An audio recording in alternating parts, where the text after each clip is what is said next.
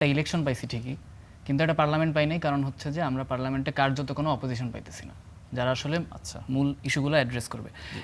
এইটা কেন বলতেছি, কারণ হচ্ছে যে যেহেতু আজকের মানে প্রাইমারি আলোচনাটা ধর্ষণ, নারী নিপীড়ন কেন্দ্রিক ইস্যুগুলো নিয়ে আলোচনা হয়েছে, তো এই একটা ঐক্য আমরা দেখতে পাই বিভিন্ন জায়গায়। সেটা হচ্ছে ধরেন জাহাঙ্গীরনগর বিশ্ববিদ্যালয় একটা বিগত প্রায় 6-7 মাস ধরে ওখানে অবস্থা খুবই খারাপ।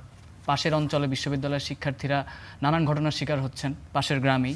তারপর আমরা দেখলাম যে ওখানে ইভেন একটা হত্যার ঘটনা ঘটলো, তারপর একটা ভয়াবহ ধর্ষণ চেষ্টা হইলো, তারপর একটা মুভমেন্ট শুরু হইলো। সেই মুভমেন্টে প্রথম রাতেই হাজার হাজার নারী শিক্ষার্থী নেমে আসলো। জাহাঙ্গীরনগর তার সেই চিরচেনা রূপটা দেখাইলো যে তারা আসলে নারী নিরাপত্তার বিষয়ে সবসময় অবিচল। তারপর আমরা দেখলাম যে সেখানে যে দায়িত্বশীল ব্যক্তি, যিনি 6-7 মাস ধরে অর্থাৎ বিশ্ববিদ্যালয়ের প্রক্টর ক্রমাগত ব্যর্থতার পরিচয় দিয়ে যাচ্ছেন, তার পদত্যাগের দাবি উঠলো এবং সেই স্লোগানে জাহাঙ্গীরনগরের হাজার হাজার মেয়ে সুরও মিলাইলো।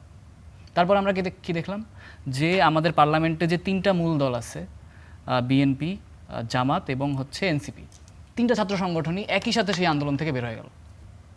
আন্দোলন থেকে বের হয়ে বলল যে প্রক্টরের পদত্যাগ দাবি করাটা নাকি আন্দোলনকে ভিন্ন খাতে প্রবাহিত করা। মানে রেসপন্সিবল যে ব্যক্তিটা নিরাপত্তার জন্য, সেই ব্যক্তিটাকে প্রেসারে ফেলা, সেই ব্যক্তিটাকে আক্রমণের শিকার হইতে দেখে ওনাদের তার প্রতি দরদ জেগে উঠলো সবাই। ছাত্রদলেরটা আমি বুঝতে পারি যে ধরেন ওনাদের সামনে যদি একটা ক্যাম্পাসে ওনার একটা লোক পড়ে যায়, তাহলে সামনের দিনে আরও অনেক লোক পড়ে যাওয়ার সম্ভাবনা তৈরি হতে পারে। কিন্তু শিবির বা ছাত্রশক্তির এখানে কী ইস্যু? তাদের ইস্যুটাও সিম্পল, ইন্টারিমের সময় বিভিন্ন জায়গায় তাদের লোকজন বসছে। কাজেই একবার যদি পড়ার খেলা শুরু হয়, ছাত্রদের আন্দোলনের মুখে দায়িত্বরত ব্যক্তিরা নিজের পথ থেকে সরে যেতে থাকেন, তাইলে সবাই ক্ষতির সম্মুখীন হবে। এই কারণে বলছিলাম যে আমরা আসলে একটা ইলেকশন পাইছি, কিন্তু একটা কার্যকর ডেমোক্রেসি আমরা কেমনে পাবো? নিরাপত্তার ইস্যুগুলো কারা তুলে আনবে সামনে? তাইলে পার্লামেন্টের বাইরে আমরা আদর্শিক জায়গায় কথা বলছিলাম। এই যেমন বললাম স্বরাষ্ট্রমন্ত্রী তিনি আইন শৃঙ্খলা পরিস্থিতি তিনি এই বিষয়ে কথা বলেন নাই।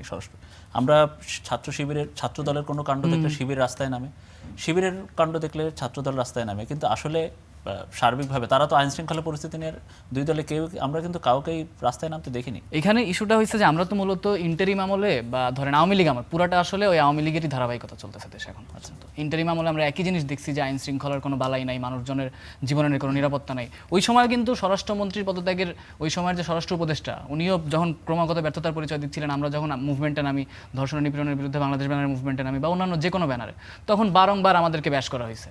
তখন যদিও বিএনপির থেকে ভিন্ন সুর ছিল, তখন তারা ধরেন সাম্য হত্যাকাণ্ডের ইস্যুতেও প্রক্টরকে রেসপন্সিবল দেখছে, কিন্তু অ্যাপারেন্টলি পরবর্তীতে তারা আর মানে দায়িত্বরত ব্যক্তিকে কোশ্চেন করতে এখন আর আগ্রহী না।